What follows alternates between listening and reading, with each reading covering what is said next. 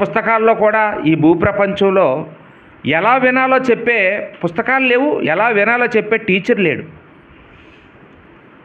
మనం మహాత్మా గాంధీ గారు చెప్పిన మాట మనకు గుర్తొస్తుంది.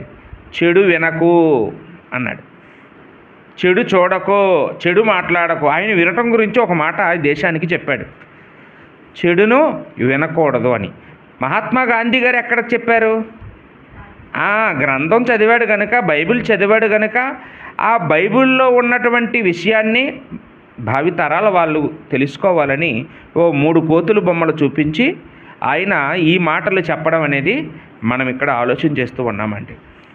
కాబట్టి ఎలా వినాలో సమాజానికి చెప్పింది ఏది అంటే వన్ అండ్ ఓన్లీ బైబిల్ ఒకటేనండి.